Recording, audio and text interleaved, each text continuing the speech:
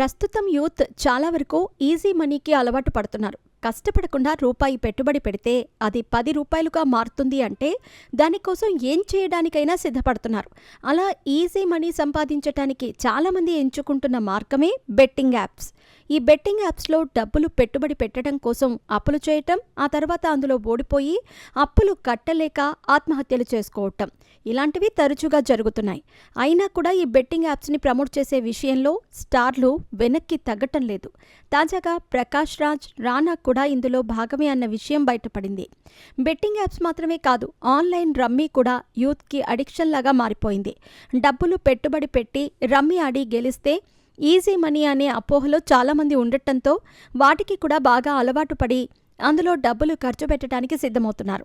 అయితే ఒకప్పుడు ఈ రమ్మీ యాప్స్ని కూడా ఇప్పటి బెట్టింగ్ యాప్స్ లాగానే ప్రమోట్ చేసేవారు. ఇప్పుడు బెట్టింగ్ యాప్స్పై దానిని ప్రమోట్ చేస్తున్న వారిపై కేసులు నమోదు చేసినట్టు అప్పట్లో రమ్మీ యాప్స్ని ప్రమోట్ చేసిన వారిపై కూడా కేసులు నమోదు చేయటం మంచిదని చాలామంది నెటిజన్లు ఫీల్ అవుతున్నారు. అయితే అలా ప్రమోట్ చేసిన వారిలో ముందుగా ప్రకాష్ రాజ్, రానా పేర్లే బయటపడ్డాయి. టాలీవుడ్ యంగ్ హీరో రానా కేవలం హీరోగానే కాకుండా మరెన్నో రంగాల్లో కూడా తన అదృష్టాన్ని పరీక్షించుకుంటూ ముందుకెళ్తున్నాడు. అదే సమయంలో తను పలు బ్రాండ్స్ని ప్రమోట్ చేస్తూ యాడ్స్ కూడా చేస్తూ ఉంటాడు. అలా తను యాక్టివ్గా యాడ్స్ చేస్తున్న సమయంలో ఒక రమ్మీ యాప్ని ప్రమోట్ చేశాడు.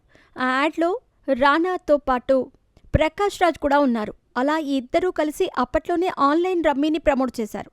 దీంతో వీళ్ళిద్దరూ చేసింది కూడా తప్పే అంటూ వీరిపై కూడా కేసు నమోదు చేయాల్సిందే అంటూ నెటిజన్లు ఫైర్ అవుతున్నారు.